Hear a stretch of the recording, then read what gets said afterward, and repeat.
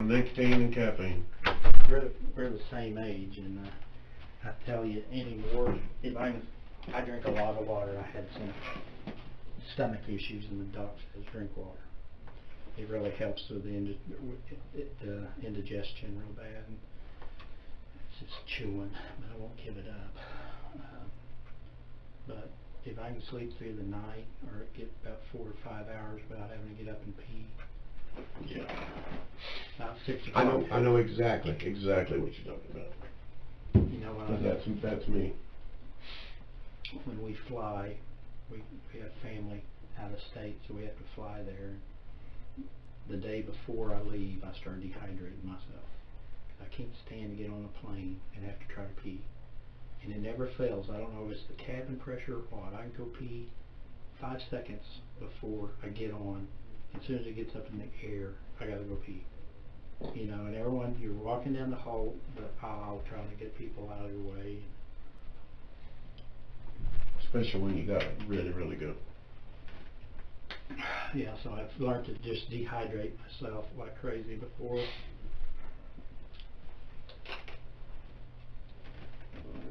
And it never fails. It never fails. It seems like I drink more at night. Whenever I go to bed, I have to have something right there. Because, yeah, I get up 2 or 3 times to do my nebulizer. And then you have to have something to drink to wash the yuckiness out and go down. My grandson's got asthma real bad, and he starts wheezing. And we're fighting with the insurance company to get him one of those breathing things, so they can give him treatments at home instead of having to go pay $1,000 at the ER to get a breathing treatment. The insurance company says, well, no, you got to have a prescription from a doctor to get it. We're going. You do. Although both my machines were gave to me. You know, I didn't have to. The steroid stuff that you put in, you have a prescription with, right? Is that how that works? Albuterol, sulfate, and something. Okay. He's going to be nice to you anyway. Well, I know you said no, but I always feel guilty drinking water to somebody, and I'm offering. Wade and them have a little advantage over me, Tony. They've met you before, and I want to I thank you for coming down here to talk to us. Well, you know, as a state employee, you know, it's something we have to do.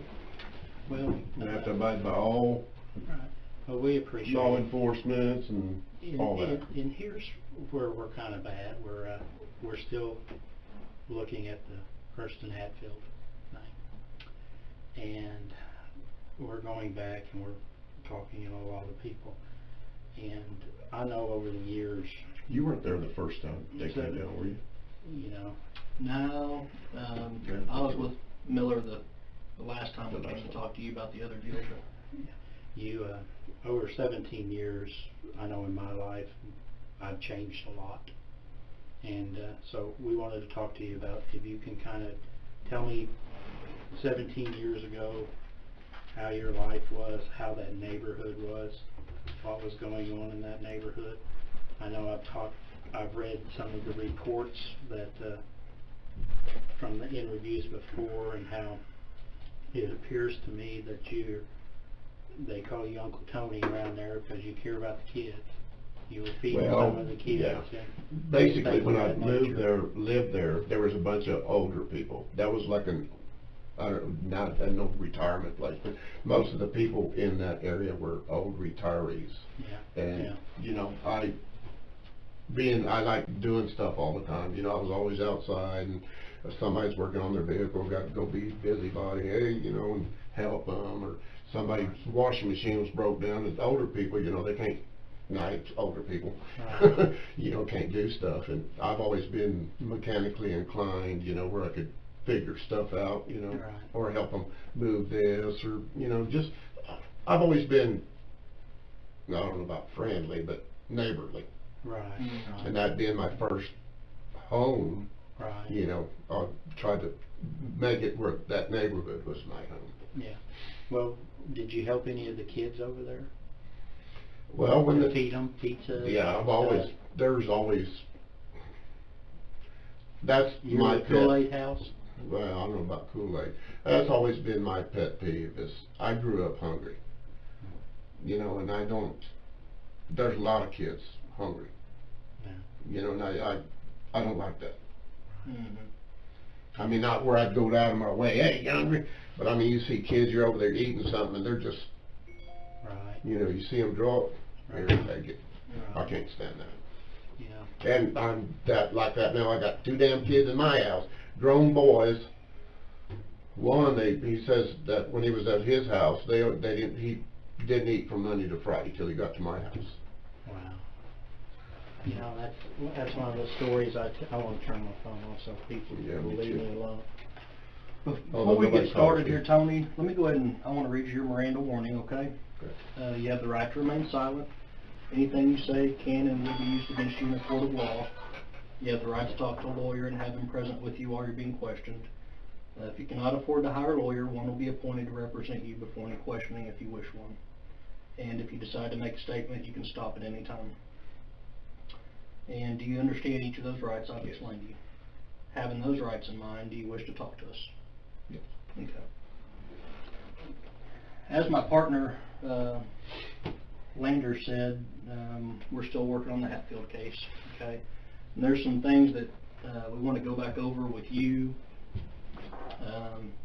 We try to be as thorough as we can be on cases like this, and I'd like to go back initially over some of what you've already talked to Detective Miller about in the past. I wasn't there. I'm kind of up to speed on some of it, but my understanding is when Kirsten disappeared, you were still living there. Yes. At 1104, correct? Okay. Do you mind just initially kind of take us back to 1997 and go back over that, maybe that evening before and into that morning when all of it all kind of started blowing up, and just best you can tell us everything you remember. And take your time. I know we're going back some years. Yeah, and I'm starting to get that old timer stuff. But really the only thing I can really remember is afterwards, you know, when, you know, because it was just a typical day. You know, got off work, went home, had supper, watched TV, went out, because used to being a landscaper, my yard was my pride. Mm-hmm. Everybody wanted to play in my yard because my yard was nothing but Bermuda. There I you mean, go. I had, you know, I just had Bermuda grass. Sure. But I mean, not that they came over there, but that's what I did. I always worked on my yard. Mm-hmm. And, And back then you said you were working at the Capitol. yes. So okay, so you were very experienced at keeping the yard. Oh up. yeah, yeah. I well, you know, got chemical license, all that. Mm-hmm. You know. Okay. You remember anything about the day or evening before? You said it was just a typical day. You worked all day and then went home. You remember anything unusual about that evening that stands out to you? No, other than what I told them about, you know, seeing the white truck, you know, in front of the white Chevy truck in front of their yard. Okay. You know, I like I said, I didn't have anything to do with those people. Didn't know them at all. You know, Okay. it's not like I went, hey, yeah, you got little girls. No, it wasn't nothing like that. Okay. I was outside working on my yard. You know, either talking to the neighbors or kid would come by, Tony, can you fix my bike? You know, stuff like that. Mhm. You know, it wasn't like I'd tell them to come over or anything. Mm-hmm. I wouldn't go to other people's houses unless, you know, I was needed or something like that. But everybody just got, oh, Tony will fix your bike and blah, blah, blah, you know. And I tried to make it feel like, you know, that was kind of a safe place, you know, for, you know. Because I had Tristy at the time. She wasn't there during that time. But I had Tristy there since she was, you know, small. And whenever she was there, you know, the kids would come and play with her. And Now, you who know, is Tristy? I don't know. she was one of my girlfriend's daughters Okay. that stayed with me a lot. Okay. So you had a good bond with Tristy, I'm assuming? Yeah, yeah. Was she? And her mom, yeah. Who was mom? Mom's dead, unfortunately. Melody, I wonder which name she wanted to go to. Howell. is two Christy daughters. now? Grown, I'm assuming. Yeah, about 30. Okay. No, we don't talk that much anymore because everybody's into this computer stuff, and that's how they communicate. But my daughter was looking on her Facebook, and she'd send us a text that she was fixing to have or that I'm a grandpa. No. She had a daughter. Good. You said you didn't know them. I'm assuming you're meaning Shannon and Kirsten? Yeah. Or And I couldn't even tell you how long they'd lived there. Okay. I was going to actually ask you that. So you didn't know how long they'd been living there when this happened? And I going to think they hadn't been there very long. And tell me what you remember about that. Do you remember seeing them move in or anything? No. I'm trying to remember. A friend of mine lived in that house.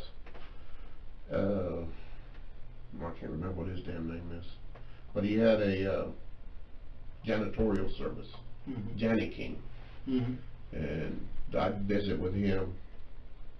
I helped him put the fence up around his house. You know, helped him. In fact, his boy come up missing one day.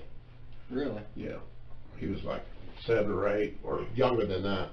And we went looking everywhere for him. We finally found him. He was under the bed. Went to sleep and crawled underneath the bed. But I mean, everybody was freaking. We had Midwest City out there, and of course, you know, everybody in the neighborhood was out there looking. Me and him were, you know, going up street, you know, hollering his name, and then she calls, says, "Yeah, we found him. He's under the bed." That's usually where we start. You learn that early on in FTO school.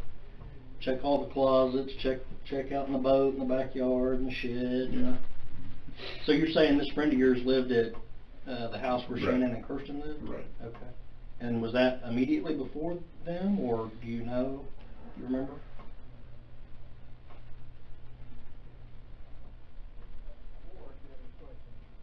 I don't remember, to tell you the truth. Okay. I don't remember if after he moved out, if there had been somebody in that house before they did, or what. I don't remember. You remember that guy's name? You said you didn't. William was his first name. Okay. I don't remember what his last name was. That's been a while back. And you said you helped put up the fence around the property, so we're talking about the stockade fence in the back? Yeah. Mm-hmm. So you and William put that up? Yeah, plank at a time. That's the old school way. Yeah. Make it look nice that way. Stick at a time, yeah. Well, actually, we had to put it up twice because we had a storm come in and it blew one side all the way back down. So we had to go put it back up. We got him to finally put the steel, the metal holes. Yeah. Okay. So, had you ever been inside that house when that gentleman lived there, William? Well, yeah. Okay. And you don't recall his name, but he owned or worked for Janny King? I think he had a, what do you call it, you know,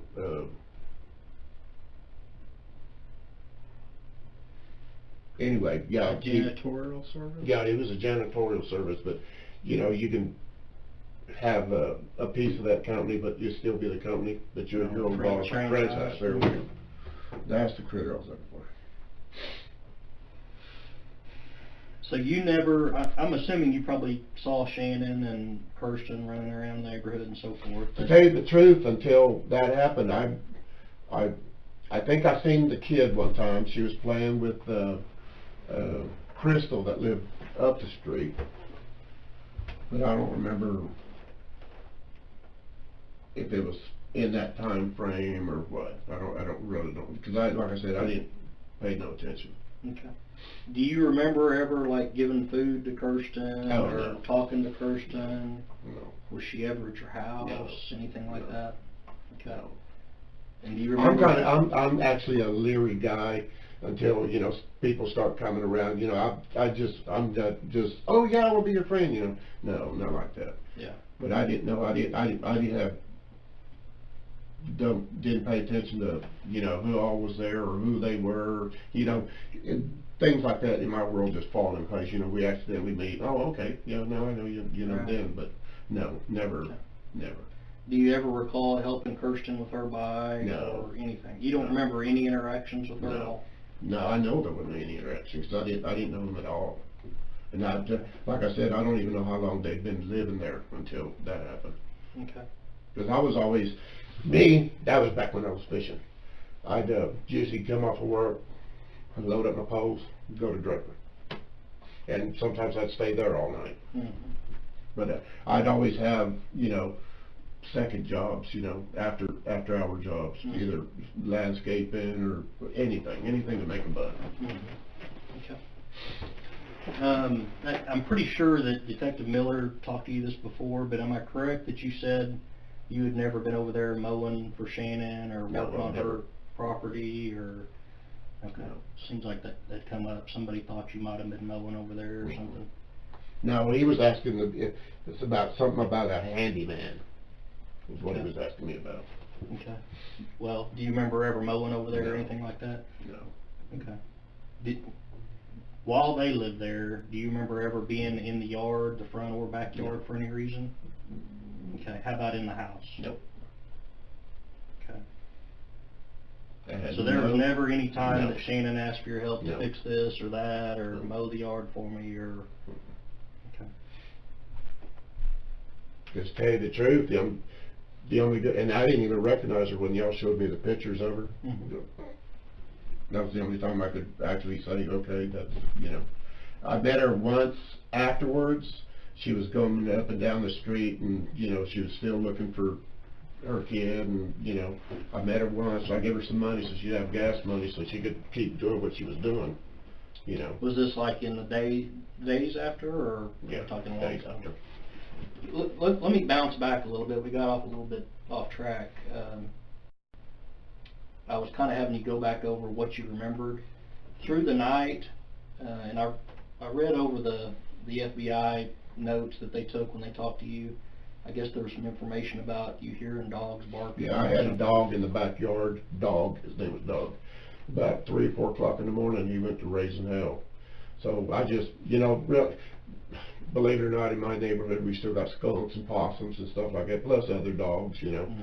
So I don't know why that woke me up, but because I usually didn't wake up, and usually he's out inside anyway. But it woke me up, and he was barking at that back fence, at our back fence. But at the time, as you walk out my back door, I had an old apricot tree. So unless you went out there, you know, you couldn't see. And I just hollered at him because, you know, thinking it was another dog, or because there was always, and traffic, there was human traffic back there. But usually it was alley other we're talking dogs, about. yeah. There was other dogs or cats, so there's always animals through there. So I just, you know, I really didn't think nothing about it. I just hollered at him, and he came in, and I went back to bed. So you actually let him back into the Yeah. house? Yeah. So you opened, what, your back door, I'm assuming, and let him in? Yeah. Did you go investigate? No. Did you look down the alley? No. Anything like that? No, because usually in the past, whenever I did, that's what it was, you know, either another dog or people use that alleyway, you know, to get through. Why, I don't know, because I mean, I don't know where you'd be going other than from house to house, but there was always, not always, but there was traffic. Okay. And speaking of the alleyway, did you have any kind of a gate or anything that went out to it? So you didn't have access to it through your backyard? No. I mean, I think that'd be ideal to be able to go out into the alley and you could back a trailer up, and it just seems like everybody'd have a gate. Well, the house next door to me didn't have a fence. So whenever I weed eated or, you know, did whatever, because I always weed eated, you know, 2 foot around from my fence, you know, next door, and then that alleyway, which the alleyway was, Because I read your statement, you said you saw your gate ajar. Which gate was that? gate ajar. Yeah. You didn't have a gate on the back or on the side? Did you have a gate on the side of the house? Yeah, we got a gate. Well, it's a gate, but no, it wasn't ajar. Okay. Anything else that night after you let Dog back in? Did anything else occur that you remember? No, I went back to bed, being done. Okay. And then when did you first become aware of Kirsten was missing and all that was going on? Well, the next day there was all that activity, and I asked the neighbor across the street what was going on. They said they couldn't find Kirsten, and I didn't think nothing about it, you know. I went to work, and then I don't remember if she called me or I called over there or what, and they said they was wanting people back, you know, because they wanted to go to our houses and blah, blah, blah, so clocked out and came back home. Do you remember what time it was that you clocked out, came back home? Was this morning? Was this afternoon? It was, probably mid-morning, something like that. Now, who was the friend that you were communicating with? It was, and I don't know what her name is. Y'all showed me a picture of her. Okay. I think y'all showed me a picture of her. Anyway, of her husband, Don. Is this the Holseys, Tiffany Holsey and Don Holsey? I Or do you guess, know? yeah. I'm not sure if Mr. Holsey is Don or not. Did you have Somebody had called me and said that we were wanted back at our house. Okay. So I came home. Okay. And then what happened? I just sat there. Did any of our officers or the FBI or anybody come by? It was the FBI, you know. Okay. We came in, took statements, you know, walked through the house and, you know, wanted to go in the backyard and, you know, because I had a shed back there. He wanted to look in the shed and... Okay. So he did look through the house and look through the shed? Yeah. You probably don't remember who that was, I'm sure. No. Okay. And was he just asking you general questions about Kirsten, and did you know her, have you seen her, that kind of thing, or? Basically. Did you write out a statement for him, or was it just a conversation? I thought he wrote out a statement. Okay. But he asked me if he'd come in, he wanted, you know, asked me what I knew, which at the time really wasn't anything. He said they was going through canvassing the neighborhood and, Yeah. you know, asking everybody and, Yeah. so yeah.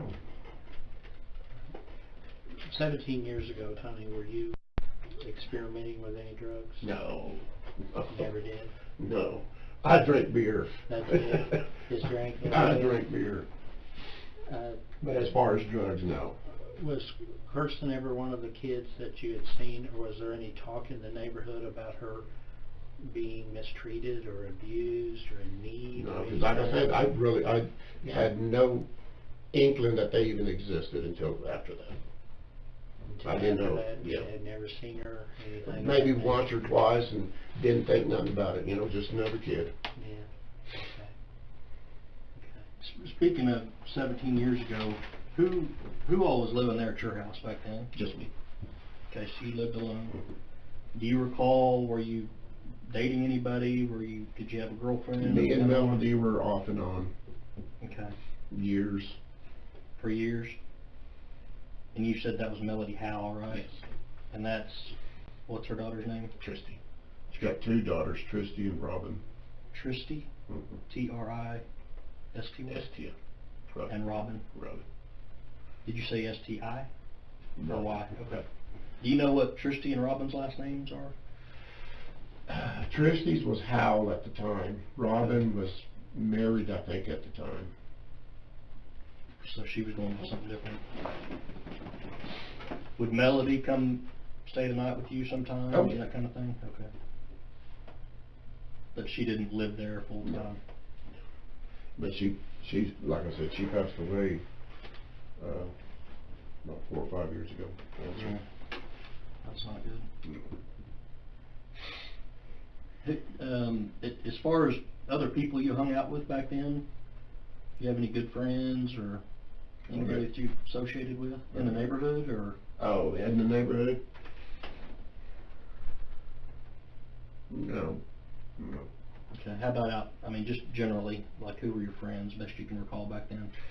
Basically just people that I worked with. Okay. Up there at the Capitol? Right. No long lost pal from school or anything? No.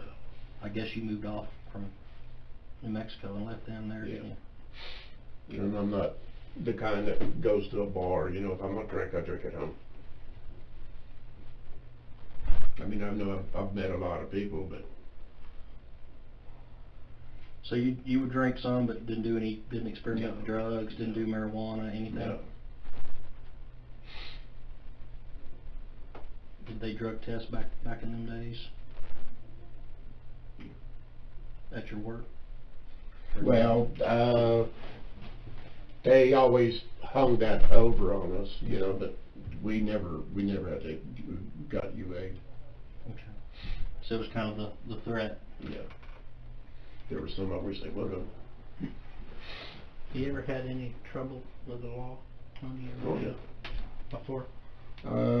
Years ago, first degree burglary and assault and battery with a dangerous weapon. I think I told your partner that. Really? Back when I was a dumb kid. How long ago was that? I was,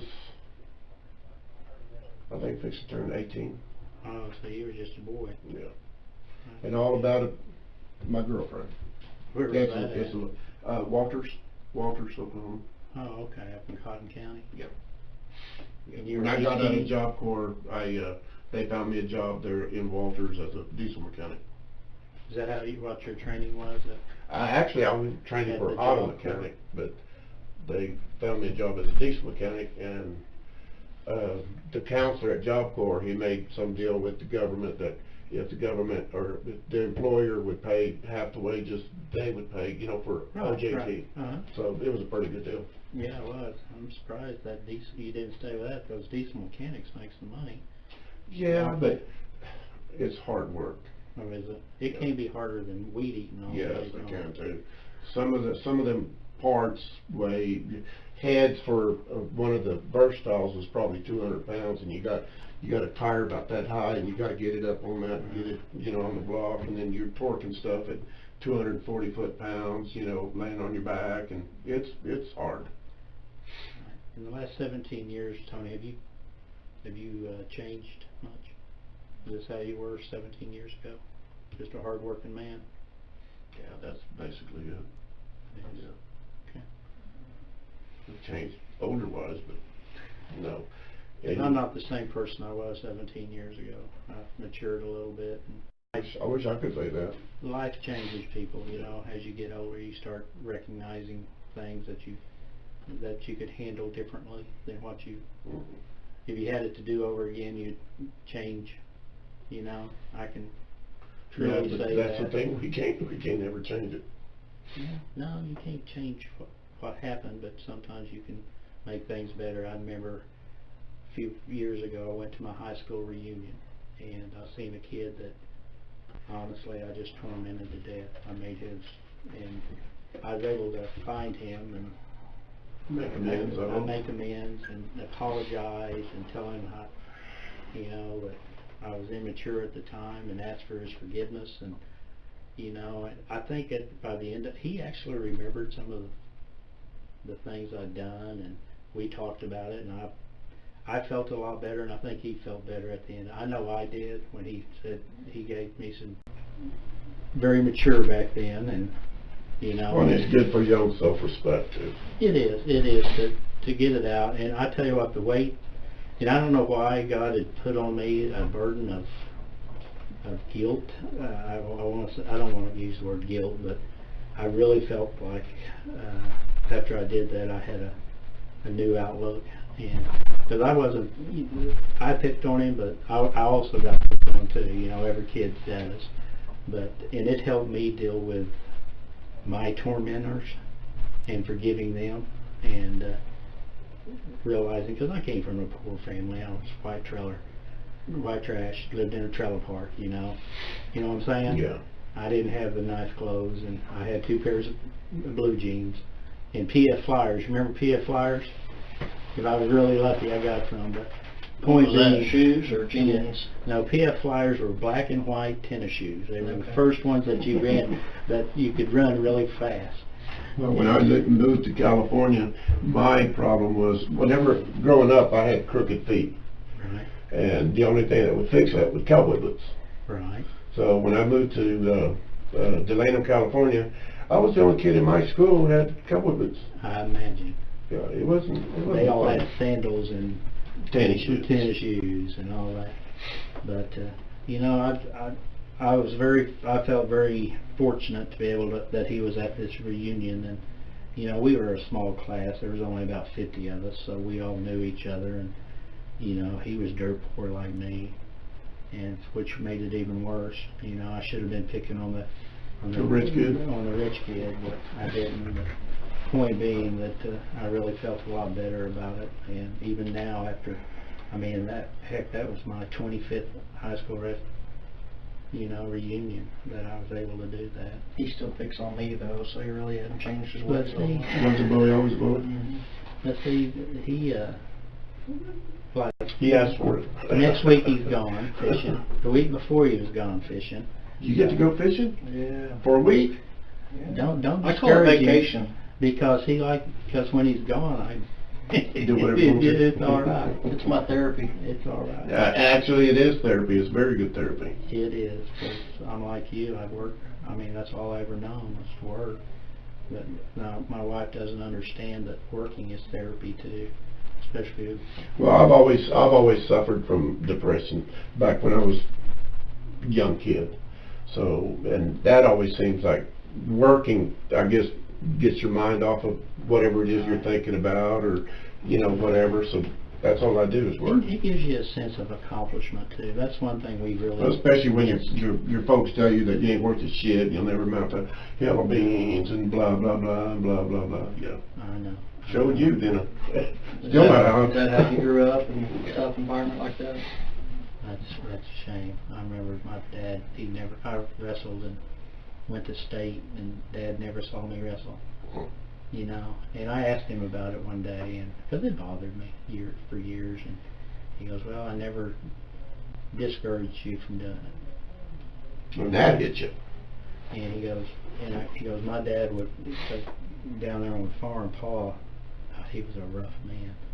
You know, he would browbeat those boys. So Dad has progressed to, he's better than his father. Hopefully I'm better than my father was as far as encouraging. Yeah, but that telling you that he didn't discourage you, you know. Cause what for? You ain't gonna be worth a damn. That's Yeah, blah wrong. blah blah blah. Don't. That's wrong. Been there, done that. Yeah. And that affects you. Yeah. I mean, that stays with you for life. I'm always on my boy because my grandson's the greatest thing that walks the face of the earth, and I'm always on him. Hey, you're too hard on that boy. You're too hard on that boy. You're too hard on him. And so hopefully he's a better father than I am. He is. So, but I was very fortunate to get some things off my chest over the years, and as I get older, you know, my dad has even talked to me about things that he has wished he had redone, you know. Yeah, I think everybody has. The only thing that really, and that's probably getting completely off the deal, but when I left Walters, when I got in trouble with Walters, I was going out with an angel. I mean, Good woman, huh? my biggest mistake. Yeah, I fucked up big time. Did you? That's the only time I can really Just say that I lose fucked up. Lose your temper? Well, yeah, that's basically what had happened. You know, he was picking on her, and I had, like a dumb kid, had to go do something about it. You know. Well, not necessarily a dumb kid. Sometimes men got to do. Well, now, you know, there's other ways of doing Yeah. stuff, but, and of course, I've been drinking. Right. That's not the best decision-making No. process. Conducive to great decision-making, believe me. I was telling my partner as we was driving out to your work that I was 16 years old and we'd cut school, and back then that's where we went drinking. Dirty Bird. Dirty Bird. And Did you ever lose any jewelry out there? no, but I put my Mustang in the ditch out there, and I shouldn't have. And I tried Like to I was hide telling it. them, I've probably found 200 gold rings since I've been out there. Wow. Wow. That's awesome. Do they wash up on the bank with current and waves, or do you think they get lost there? Well, they get lost and then they get covered up, you know, because of the wave action, and then the wave action uncovers it again, and then you have to be at the right time at the right place. Yeah. So every time, you know, after the wind's blowing, you know, I check my shoreline. Because I hate glass in the water. Yeah. That's another one of my pet peeves. Yeah. Stepping on that. Yeah. Well, first month I was there, I was out at Turkey Pass picking up trash, and people were in from out of state. Kid goes in the water, what's the first thing he does? Steps on a damn rusty hook. Mm. And after that I thought, no. So every day, I'd go out there and I'd have a couple 5-gallon buckets, and I'd fill them suckers up. I figured, you know, I'd do that enough, you know, I'd get it all, but you don't. No. You'd be surprised. You get out there and you have it spotless, next day, next wind, like nothing ever, you know, you never did nothing. Yeah. Hey, to get back to what we're here about, I mean, you've been living there all these years since Kirsten went missing. I'm curious about your thoughts on what happened, who might be involved, that kind of thing.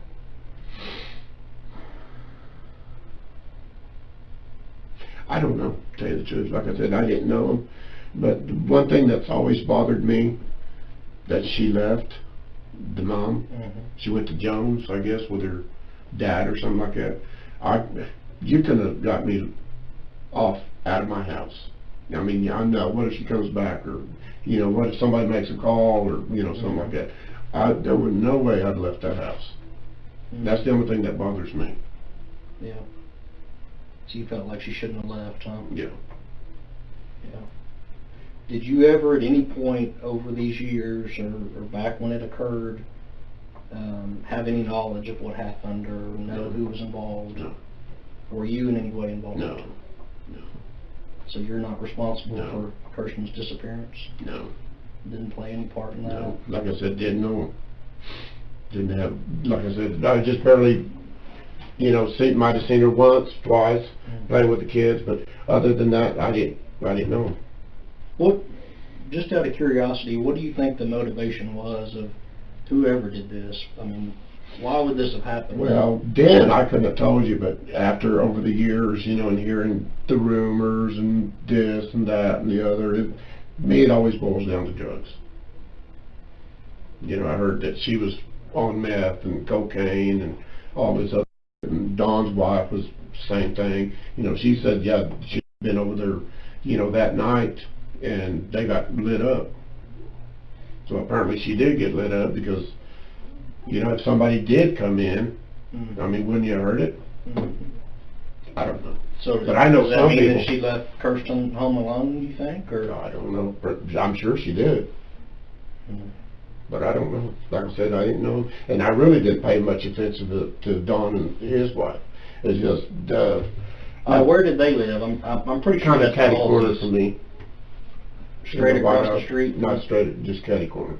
A little White House, catty corner for me. Okay. And they had 2 or 3 kids, and I'd come home one day, I was rewarding myself. I did something, and I was stopped at Kentucky Fried Chicken, got me a family pack of chicken. I was going to go down. And the kids, whenever I walked up, they was just, the way they were eyeballing me, you know, like they hadn't ate nothing. I mean, they were really, if you'd have seen them, you'd have thought that too, because I mean, they were skinny. So I got me a piece of chicken, I was chewing on it, and they just, you want some chicken? Yeah. Is that all right if they can have this? Yeah. So I just gave them the whole damn thing. Yeah. That's good. Because no, it's not, no, it's something everybody ought to do. When you got kids that are, you know. Yeah. And I know he was a welder by trade, but he, you know, talking to him a time or two, you know, things weren't going right for him, and, you know, he didn't have money and all that. So, yeah, I didn't have a problem, you know. Who are we talking about? Was a welder? Don? Okay. From looking back over the history, I understood that Shannon's brother, I guess, stayed with you for a short time. Aaron. Yeah, Aaron. Tell us about that. How did that happen? And he was in the neighborhood, you know, he's apparently looking for, you know, his niece. So I'm out there one day, and he stops and he talks, you know anything, and blah, blah, blah, you know, and we just got to talking, and, you know, he's living in a damn, you know, under a bridge, and dude, you know, I found out already that night that he'd been locked up, you know, so he wasn't a suspect in my book. So, yeah, I opened my house to him, you know, if you ain't got no, because I did that for anybody, you know. It's sick to say, but that's the kind of guy I am. So he needed a place to stay. There's a couch, you know, you can trash here for a couple days, and, you know, try to do what you got to do to, you know, figure out what happened to your niece. Because, I mean, to me, that's, like y'all, that's serious. Sure, absolutely. That's a serious How deal. long after Kirsten went missing did this happen? Was it like the same week? Was Yeah, it probably in the same week. in the same week? Yeah. And then I how can't long- verify that because, like I said, that's been a while. Oh, yeah. But yeah, it was probably about in the same week. How long did Aaron stay there with you? Just a couple of days, and then he'd go off, and then he'd come back, and then I wound up having to just tell him he couldn't come back because he was on meth too. Didn't at the time didn't know it. Can And you I say don't think too, that because shit. you've heard that Shannon was using drugs too?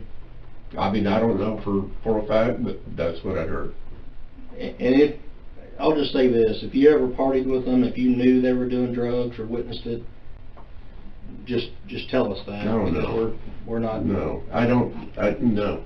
Like I said, and y'all know, you got people that do drugs, you got people that drink, and you don't do drink, and you don't, I drink. Yeah. But no, I never partied with him. And I never partied with Don and his wife. Okay.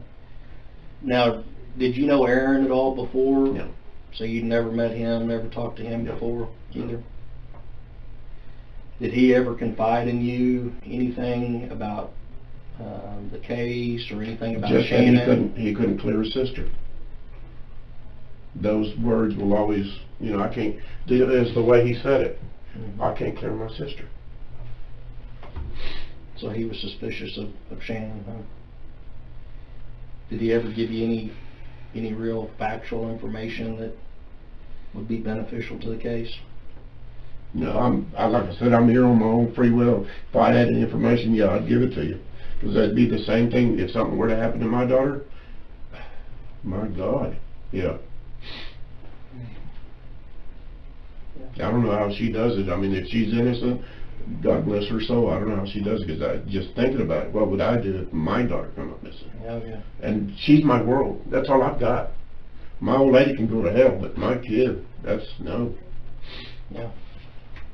Yeah, I agree. They I mean, throw it's me in hard to- jail because I'll be carrying Midwest City. It's hard to imagine. We've talked a lot about kind of the background. I want to kind of talk to you about some new information developed in this case, okay? As you know, Detective Miller got some buccal swabs from you a couple months back or whenever it was. There was a reason for that, okay? And we collected DNA samples from lots of people. But we had resubmitted some evidence from the case and got a DNA hit. Okay. The reason those buccal swabs were being collected was we were trying to find the person DNA. responsible. Okay. We talked about, had you ever been in the backyard? Had you ever been in the house? All those things. And you said you hadn't. No, while they were there, no. Okay. Well, I don't believe you, Oh. Tony. I don't think you're telling the whole truth, okay? Your DNA is in the backyard the morning that she was discovered missing, okay? And on her window, and on the panties she'd been wearing the night before that were recovered in the backyard. No. No, not me, because no. Mm. Yeah, that's the truth. I find it far-fetched, but no. Because I don't know, I didn't know him. And maybe you didn't know him, Tony, but we need And I didn't have no business over there at all. That may be also. What we need to talk about is what you were doing in that backyard that night and what happened. We need to get to the truth of I what have happened. no idea what you're talking about. Were you there trying to help Kirsten? No. Like I said, I didn't know anything about them people at all. Nothing. Nothing. Never met them. Never said hi, bye, nothing. Well, here's our problem with that, is how did your DNA get there then? Don't know. I mean, is this something that's gone on, Tony, that, is this one of those things from 17 years ago that a split-second decision has haunted you for 17 years? I don't know what y'all are talking Were about. you there to help her? No. Like I said, I have nothing to do with them people, nothing. I didn't know them at all. Okay, so how did your DNA I get have on no idea. there? I have no idea. Tony, your blood is on her window. Your blood is on Kirsten's panties. I don't see how that can happen. Well, it happens when you're injured in some way, and your blood gets transferred to her window and those panties. And here's And it what gets I left think behind. happened. I think you were there to help. No. I wasn't there, period. So how Yeah. did your blood get there? I have no idea. Tony, you were there. This is scientific evidence. It's not a debate. It's not anything that can be argued. And here's the point where I really feel you're a good guy. I mean, you've worked 29 years at a hard job. You came up rough like I did. You came up poor. Yeah, but that's beside the point. I had nothing to do with any of this. But here's the thing. I don't think that was your intention. You're going to have to explain this. I If don't you were know there, how I do it. if you were there, if you were there because you heard her yelling for help from your backyard, and you go over there to see because you knew that her mother was a meth head and that she was probably at home alone, and you went over there to help, No. and you went to the backyard to avoid a conflict with the mother, and you was just going to take care of this little girl because just like you, growing up, you didn't want her being treated that way. Not me. That's how understandable things become. You know, I could understand that, but I don't understand how you're Maybe getting you- my DNA. Maybe, well, exactly. How was your blood? I have no idea. Well, I wasn't there at all. We weren't there either. All we have is the evidence that was collected. Hmm. I didn't collect it. It was collected 17 years ago, Tony. But it's there. And we have to deal with this. And you're saying you were never there. No. There's no reason it should be there. No. It's not helping your cause. What's going to help your cause is to explain to us how it's there. I Because the don't fact, have a clue. because the fact it's there is the gorilla in the room. Now, if there's a reasonable explanation as to why you were there, and you were there to help Kirsten. No. You were there for, you had a relationship with Shannon. No. Never knew her. You were there as a peeping Tom or something of this nature. No. Then those are explainable. Yeah, I understand that, but no. Never there. Never there. Never there. Can't give us any reason No. why your blood would be there. No. Tony, the worst thing you can do for yourself right now in this position is lie and not be truthful. I'm being truthful, dude. No. I don't know how, I can't explain why y'all are finding this. Well, your blood is in that backyard the morning that she's discovered missing, okay? This is your chance, Tony, I understand to that, but explain what happened. Maybe you didn't mean no. for whatever I was happened to not happen. there. You were there. You were there. Was There's you no in doubt a about depression? Was that a period when you were going through a depression and drinking and getting depressed, and you don't remember until later what actually No. occurred? I don't even think I was drinking that night. To tell you the truth, I might have been, but I don't think so. And I was in bed. And So I'm this pretty isn't sure the- I don't sleepwalk. This isn't a deal where you got drunk the night before and actually went through with some urges you had, No. whether you're attracted to little girls No. or whatever your I've thing never might been be. attracted to little girls or little boys. Well, once again, how is your blood there? I don't know. Do you not believe me when I tell you that we have your DNA? No, I don't. You don't believe me? Okay. And I can show you the. Oh, I'm sure you paperwork could from if FBI. that's with that, but I don't know how that could have happened.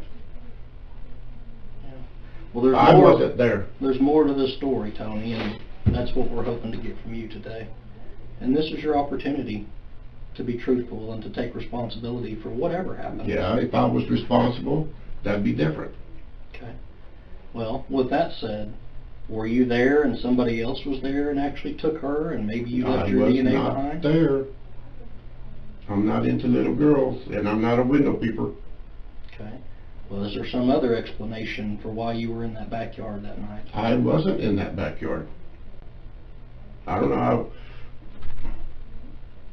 my blood could have been there or what. I know I went to bed. I know when the dog woke me up, I didn't go out my back door. I let dog in, and I went back to bed.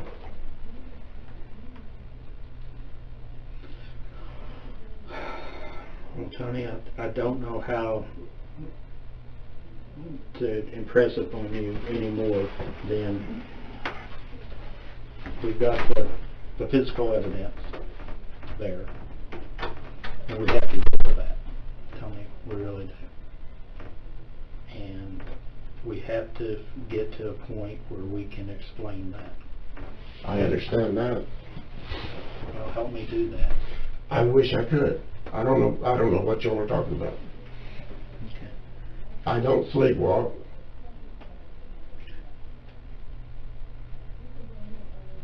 Tony, I think that you've been living with this a long time. And I think Living with what? with what happened. And I think that it's one of those things, Tony, where you're scared, but I think there's some verses that says, at some point everything is known. And I truly believe that. And one of these days that you're going to have to come to realize that. And I think that your best bet is simply tell the truth. I've been telling the truth. Okay. Well, unfortunately, what you're telling me doesn't align with any of the physical evidence that we have.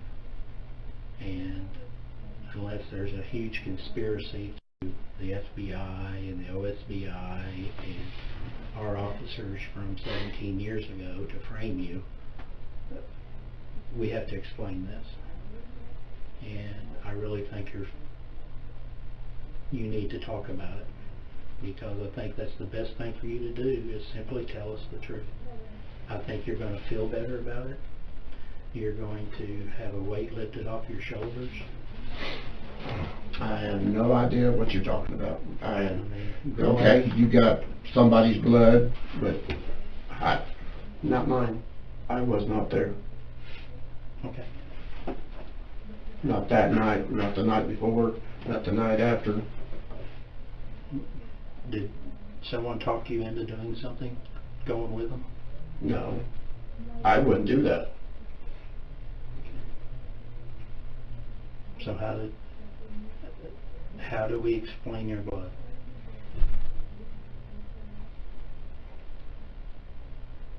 I have no idea.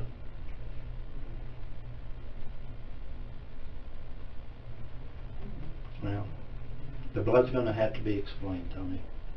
It's going to have to be. Yeah, I mean, And I'm trying to go in my head how anything, but whenever she was living there, I didn't go there. I was there when William was there. Yeah. And even then, I don't see how to cut myself on a window. Yeah. I don't know. I wasn't there, brother. I don't know either. Okay. Well, I'm telling you that the physical evidence is going to have to be explained. I think that you made a mistake. I think you've lived with us a long time, and I believe that your depression issues and things, and the way you were raised, and the abuse that you took as a child, I've never been that depressed. that has something to do with it. I really do. This is our OSBI results. I kind of, no disrespect, I get the impression maybe you don't believe me when I told you what I told you. So I want to just bring you the copy directly from OSBI, and we've highlighted it here for you, okay?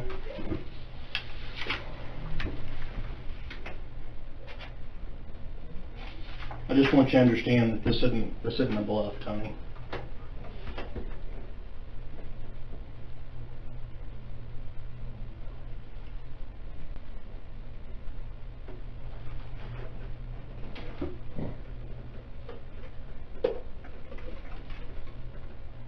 You see those odds? Those odds, I can just tell you from my years of experience, I've never seen at that level, which means this is your DNA.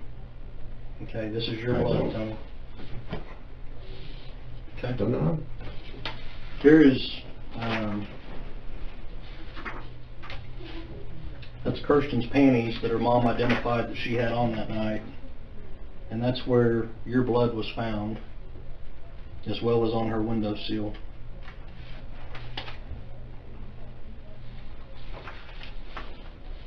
So this isn't just a, and just so you'll know, we also located some blood on the fence picket, and it's still out for testing, but I suspect that there's a good chance that'll come back to you. I can't explain it. And that's what I want to give you an opportunity to do, is explain it, because it's scientific evidence. We know for a fact it's your blood. And of course, Tony, I don't have to tell you that when these panties are identified as Kirsten's, and Mom says, yeah, she was wearing those the night before, and the next morning at dawn, your blood is found in them at the back fence of the property. I mean, if you're in my position as the detective, what does that tell you? Don't look good for me. No. It doesn't. And I just want to plead with you to be honest. I want to be honest. I want and you to I'm be doing honest. honest. No. I don't. I mean, Tony, I think this has gone on for so many years and has been unsolved, as you well know, for a long, long time. And I'm sure you've told people countless times, I had nothing to do with it, I don't know anything about it, etc., etc. But this isn't the time to keep saying the same old routine, because this isn't going away. You get what I'm saying? Yeah. I mean, this is scientific evidence, Tony. That's your DNA. That's your cells from your body. Tell me what happened. How did you get injured? I'm trying to figure it out myself. You were in some way injured for your blood to be on her window and for your blood to be in her panties. What I want to know from you, was there some kind of a dispute between you and Kirsten? I had no dealings with those people. Didn't know nothing about them. I believe at that. all. I believe that. But I also believe that this is your DNA on her windowsill and your DNA on her panties in the backyard. I don't doubt that you didn't know them, but that doesn't take this away. This isn't going anywhere. And we've got to get to the truth of the matter. I mean, for you to sit here and say, I've never been in that backyard and I wasn't there, it's a lie, Tony. That's not the truth. Yeah. It's not the truth. And I gotta believe, if I can speak frankly, you seem like a good guy. And I know if I'd made a mistake like that, and we all make mistakes, we're all sinners, but I gotta believe this has been bugging you for your entire life since it happened. If it doesn't, then you're a cold-blooded killer, Tony. Is that what you're telling me? I ain't never killed nobody. Okay. So you're telling me what happened that morning or that night hadn't been bothering you all these years? That's not me. Was that the alcohol, or were you experimenting with something else? I don't do drugs, and I don't know. I'm still trying to fathom in my mind what my blood. Yeah. I was nowhere around there, didn't know them people, didn't have no dealings with them people. didn't care about some people. Tony, this is your I understand, opportunity. okay. You can sit here and say that same crap over and over. You and I both know that's not the truth. No, it's the truth will have to come out. I don't understand this. The truth is what needs to come out. Yeah. And you're the only person that can do that. You're the only person that can bring Kirsten back and let her family have a proper burial for her. You're the person that can help do that. You made a mistake, Tony. Okay, you made a huge mistake. Do what's right now. Take responsibility for what happened and help us get Kirsten back. Can't help you. Don't know. I don't understand. You said that's not me, and when somebody says that to me, what it says is I wasn't in my right mind. I was under the influence. Wasn't in the influence. Like I said, if I had a beer, I might have had two. I went to bed. I always go to bed. I'm a 10 o'clock bedtime guy. The only reasons here lately I haven't been going to sleep is because I have to have a treatment. And I wake up every 2.5 hours, 3 hours, take treatment, go back to sleep. I have nothing bothering me other than breathing problems. So your conscience hasn't been bothering you for all these years? No. Let me ask you this. Your wife told us that every year on Kirsten's anniversary that you're upset about it, that you go through a phase of being depressed and upset about it. And the reason that is, it's on the news, and yeah, how do you feel about it? Well, yeah, I'm going to be upset. I mean, it's a missing child. Duh. Mm-hmm. But I mean, as far as me, oh, what day is this? No. It's not just a missing child, Tony. It's a missing child with your blood on her windowsill and your blood on her panties. So should that affect you? Absolutely. Yeah. And that tells me you're human. That tells me that you have a heart and you have a conscience. But you're not showing it, sitting here and denying that you've never been in there. I don't know anything about it. That wasn't me. That's not the truth, Tony. This is the time to get this off your chest. That's, but I don't get it. Now, you need to think about that, because I'm just telling you, when all this gets presented to the judge and jury, I understand. Do you think anybody's going to believe what you're saying? Good on me. No. Yeah. Nobody's going to believe you. I just, because it's not the truth, Tony.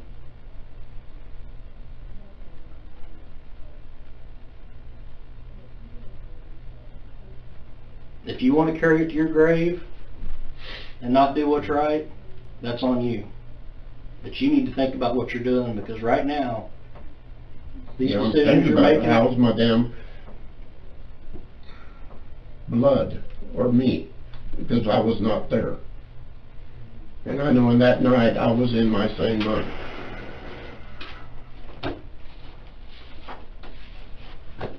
Did I read that the other day? Yeah. I don't understand it. Well, it's pretty clear. No.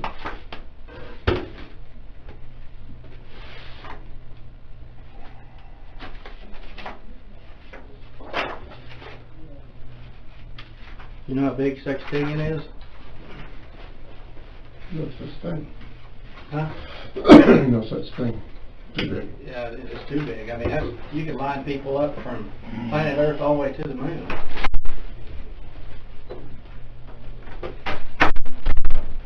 You remember me, don't you? I mean, I've been working on this case for 2 years. Here, look at me real quick. I've been working on this for 2 years. I've got a little girl that's about her age, Kirsten's age at the time.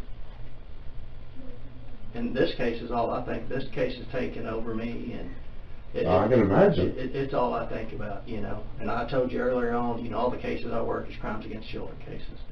So my whole life, I go home, I have kids.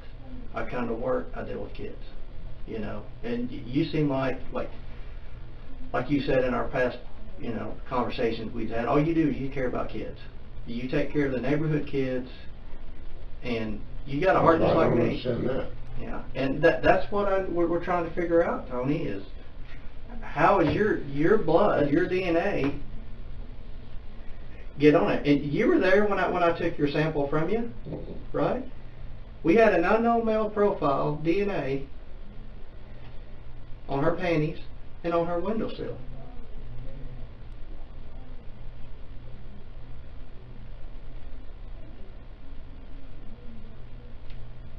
It don't make no sense to me.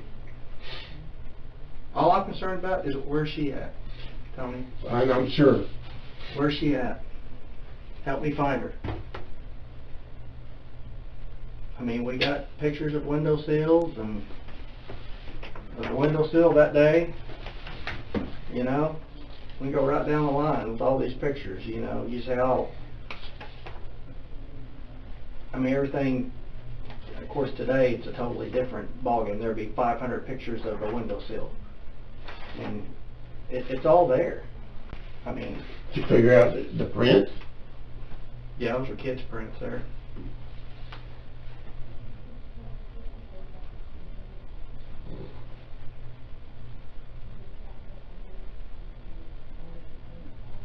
I was not there the day before, that day, next day. I know.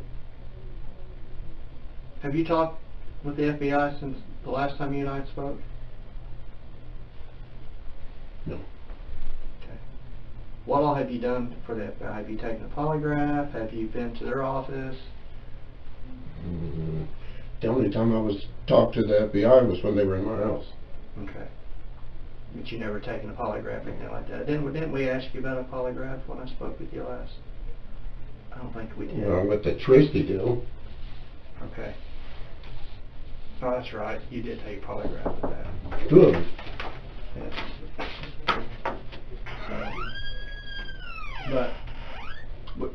But we need to figure this out. Yeah, you do.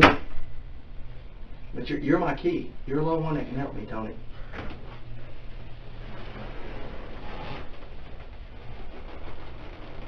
I want you to help me. If I could, I would, because it's making me look real bad. Well, yeah. Well, I'm not going to hear, I'm not going to browbeat you, I'm not going to be mean or anything, but I need the truth. I understand. I need the truth, too. I need to find her. I need to find Kirsten. Help me find her.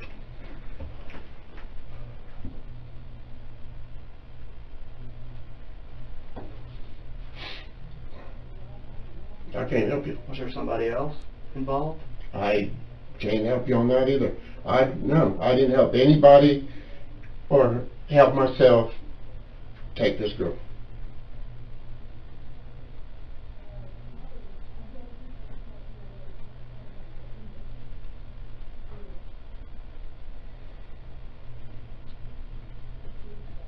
Then how do you explain the ball? I don't. Well, I can't. You got let me see your arm. You have a scar on your arm. What happened there? I was picking up a toilet bowl and it cracked When was that? last year.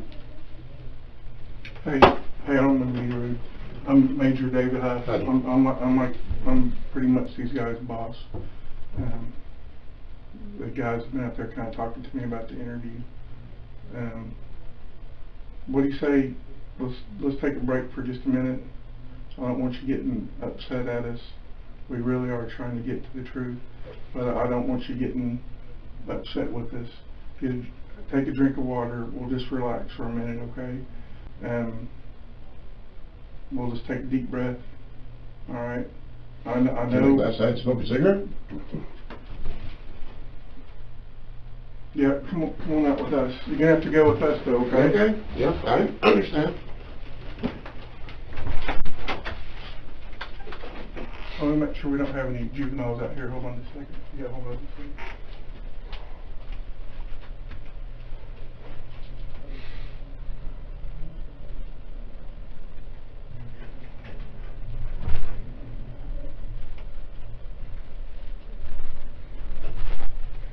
Hey, we got juveniles and stuff out here. I'll normally don't do it. I'll let you smoke in here. Oh, cool. I normally don't do that. Okay. Yeah. There's some kids around You want me to wait? there. No, go ahead, man. You're fine.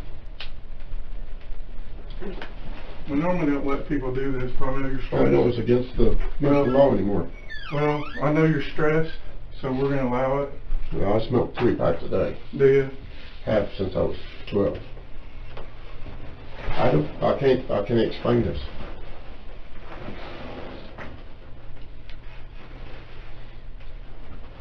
And the only thing that I'm thinking right now is, yeah, I'm being set up because we want to close this case.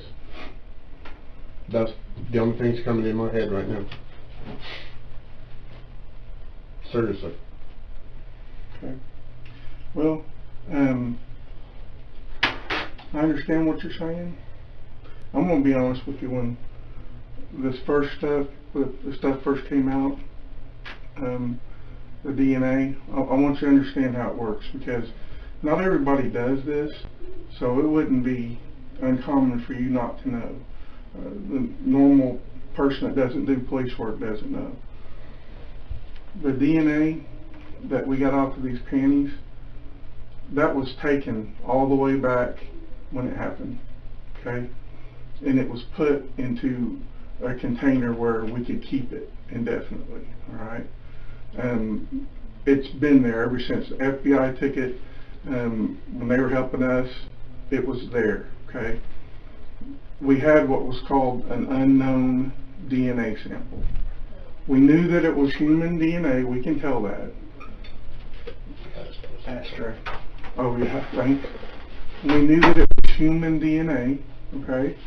And we knew it was human DNA from a male. We can know that. What we don't know, when we got it back then, we didn't know the name attached to it. We didn't know whose DNA that was, okay? When the FBI and Detective Miller went out and got those swabs, okay, they got them from a bunch of people, all right? You being one of them. Then it was tested against a sample that was taken off the windowsill and off of the panties, which, by the way, I don't know if they told you this or not, but also has Kirsten's DNA on it. Because little kids, they do a little pee-pee in their pants and skid marks. So her DNA's on it, your DNA's on it, and it's also on the windowsill. That was all done way back when this all happened. It's just now that the DNA results have come back. And I don't know if they told you this. You seem like an intelligent man. So to help you comprehend when we're talking about when we say we know this to be a fact, the number sextillion, what this is saying, if you take a 1 and you put 21 zeros behind it, Yeah, it's yours. Anybody in the world, any scientist is going to say that that is your blood. Now, obviously, when we have a case like this, we're not going to, Mr. Palma, we're not going to lay out everything that we know and everything we have. That's just not the way it works. It'd be counterproductive. We're not going to do it. There's more than this, but we want to try to get you to digest one thing at a time. Now, having said that, do we know all the circumstances surrounding what happened that night? We don't. Only God, the person who did it, and Kirsten probably know that. But I'm going to tell you this. We do know that Kirsten was wearing those that night. We do know that your blood's on there and her DNA's on there. And that is just an absolute fact. Right, yeah, I understand that. And I tell you, just listening and talking to you, 17, 18 years now has passed. I'm going on my 25th year here. I worked every case you could probably imagine. So is Detective Miller, like he was telling you. We're not brilliant men by any stretch of the imagination. but when it comes to this stuff, we're pretty darn smart. And this is what it boils down to. This much time can pass, and if something horrible happens in your life that you don't want to remember, you can put it in a little box and put it out here and try to keep it away from you. But it happens. I've had to put horrible things that happened in my life and put it in a little box out here and just hope that it goes away, and that pray that one day it doesn't come out, because I've seen some terrible things. I can imagine. And here's what I think, and you know, what I think may not matter to you, but it's from the heart. This is what I think. I think that you're not an evil person. I don't think you're an evil person. I've heard about your work history. You know, I know all that stuff. I know you're a dependable person, a hardworking man. I think on this one night, this one time, for whatever reason, some demon inside you made a mistake. The fact is there. Here's how we look at it. You know, I'm about to retire. You know, I know he told you he's got a young daughter. We want to know where this baby's at. We want to know where she's at. Sure. No, I can't help you.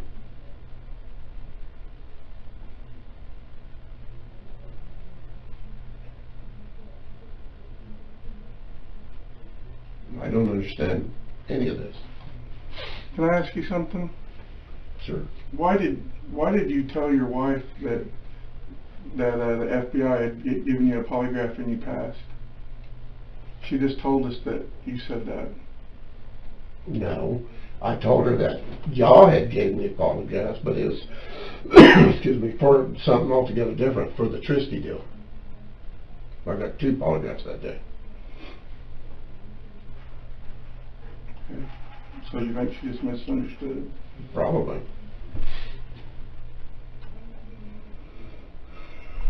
I told her the FBI was in my house.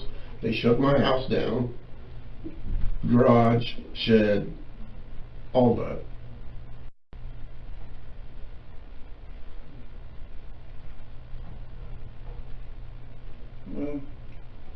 Well, And the only time this comes up is when she asks about it.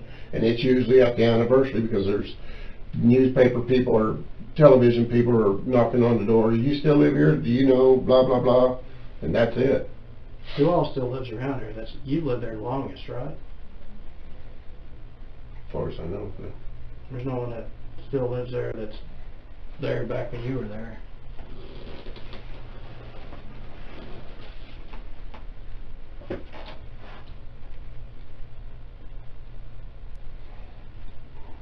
Well, Tony, we need your help. you have another one?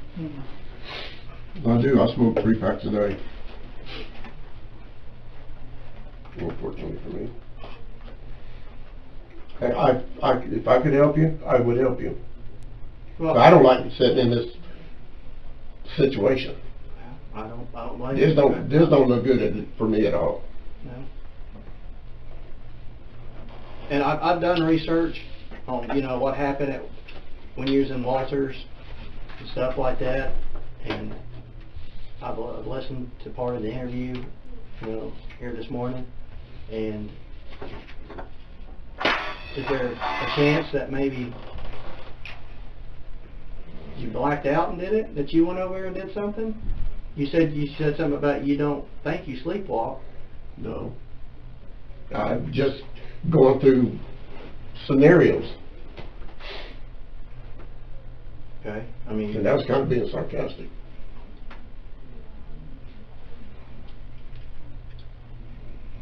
Well, taking note brings up a good point. I mean, from what we've read from the report that happened there in Walters, that was a pretty horrific deal that happened.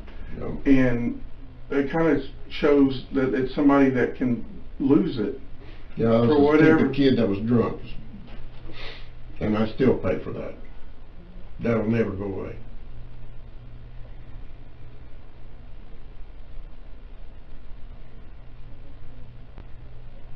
Well, what it comes down to is this. You know, we've had a lot of people in this room and interviewed a lot of people about stuff similar to this, unfortunately. And there's two kinds of people we deal with. There's the people that, when we present the evidence that we've got, and they know that they've been found out, they stand up and take some type of responsibility and move on, or they deny it. And to me, that's the folks that are really evil. And I just didn't get the feeling that that was you. But I guess I could be wrong. It wouldn't be the first time. I can't explain it.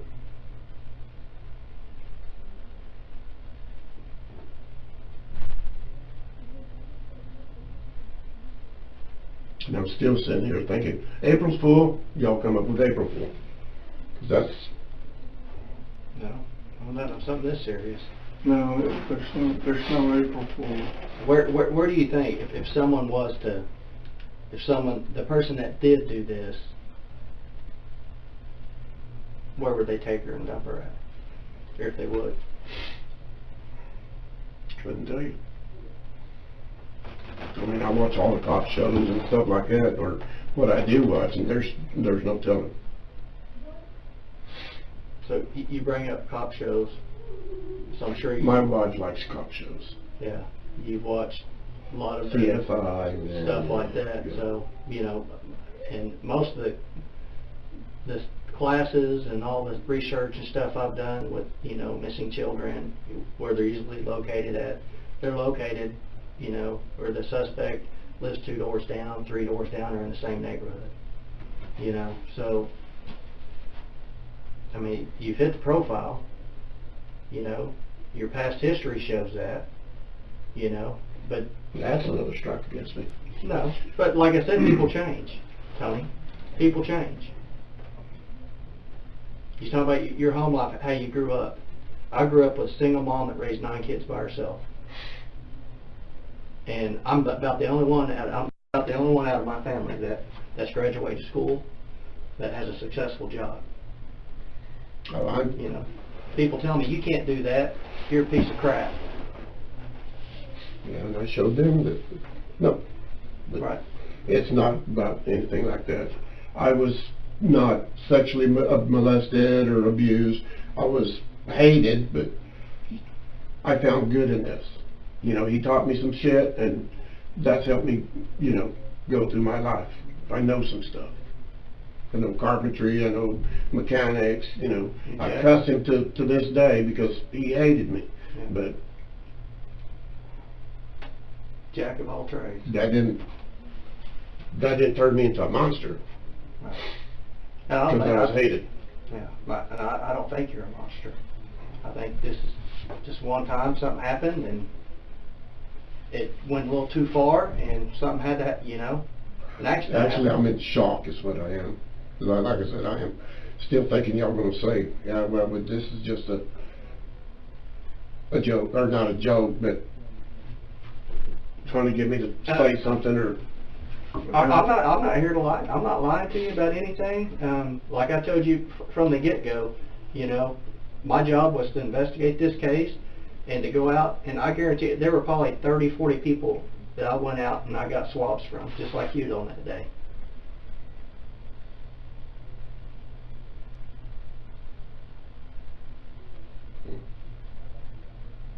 I'm in shock. I don't know what to say.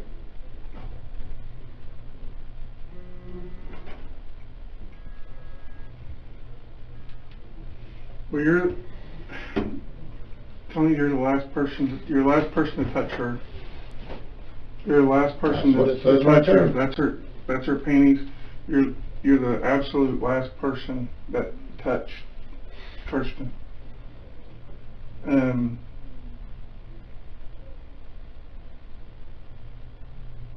that with other things that we have and that we know and that we've learned, I mean, I'm going to be honest with you, this guy especially has been pushing to allow him to be able to talk to you and try to make some sense about it and give you an opportunity to tell the truth.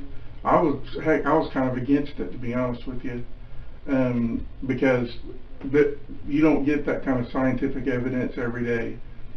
That is absolutely the most astronomical thing that you could imagine. It's about like every grain of sand on the whole planet Earth, or the odds that it's not you that were the last person that touched her panties, that was the last person that went through that window. The odds are, they're incomprehensible.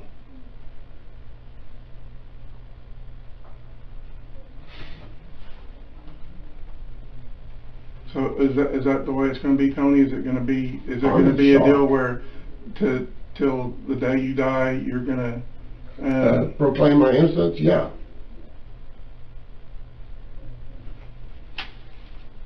I mean, well, that's it all right there. Well, I can tell you this. Well, that's fair enough. I'm not going to argue with you or get into a battle with you. I can tell you this. Everything that we were going to do here today and everything that you were going to tell us is going to go into a report. It could either be a report saying that he manned up and had some remorse, or it can be that it's that evil person that we were afraid of. And that's up to you. That ball is totally in your court. But it's going to read one way or another. And that's up to you. Because it goes from us to the district attorney and then to the court. So it can read how you want. But giving you this opportunity, that was this gentleman's idea. And I gave him that opportunity. And I'll be able to go home and sleep tight tonight knowing that I gave you that shot. And if you don't want to take that shot, then that's fine. I can't force you to, Tony. All we want is the truth, and all we want is to finally be able to let a mother bury her child. That's what we want. Properly.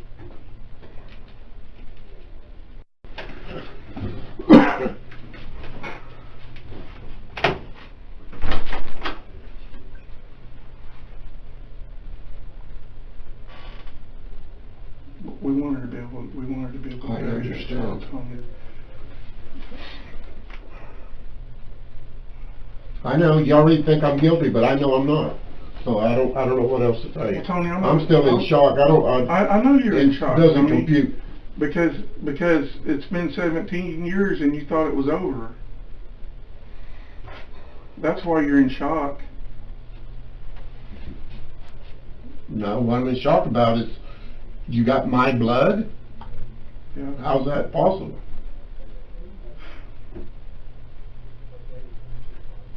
I can't tell you that, but I can tell you that it is absolute. It is absolute. There is no maybe, there's a possibility. It is absolutely 100%.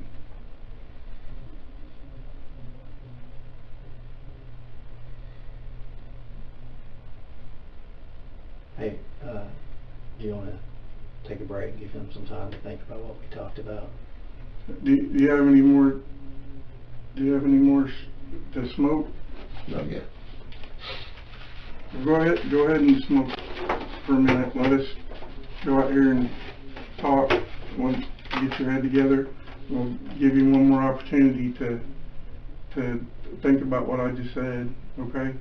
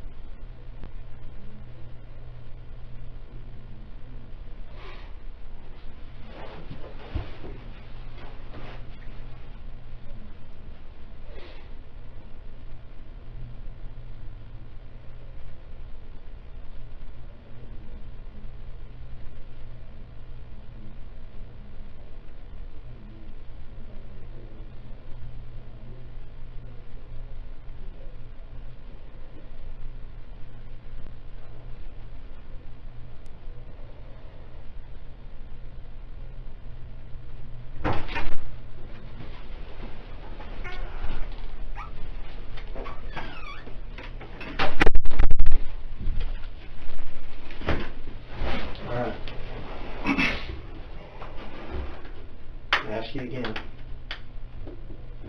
Where's she at? I can't help you. Okay, I want you to understand too, and you probably already know this, you're not leaving this room today. I understand that.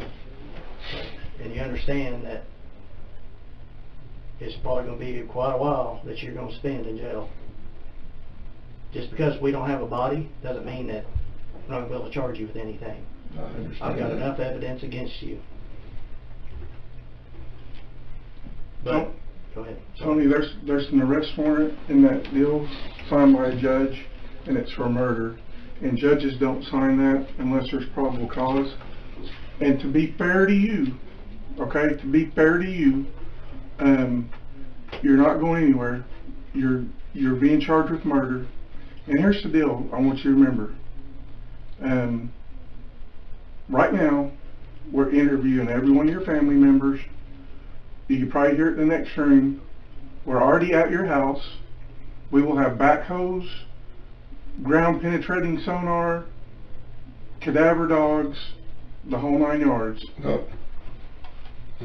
We was laughing about that yesterday. What's so funny about that? That if y'all were to ever go in our backyard, I got dogs and cats and pets everywhere in that backyard. I don't know what the hell we was laughing about that. We was watching something on TV. Like where you bury them? Or animal show. Well, So we're not going to find, and this is your opportunity, because, I mean, You ain't gonna find Kirsten Hatfield in my backyard. or on your property anywhere. No. Where do I find her? I don't know. Did you black out and you took her somewhere and dumped her? I didn't get her. Who did? well, what we're gonna do is we're gonna leave it with, you're that person that has no remorse, and that's the way the report's gonna read. Yeah. Because what I'm seeing from you is, you could care less if we ever find her, and Yeah, I did. you could care less. Just put your cigarette out for me. Turn around for me. Put your hand behind your back.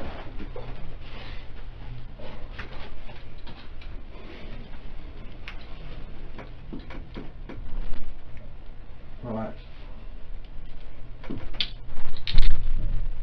You're under arrest for murder, kidnapped Kirsten Hatfield.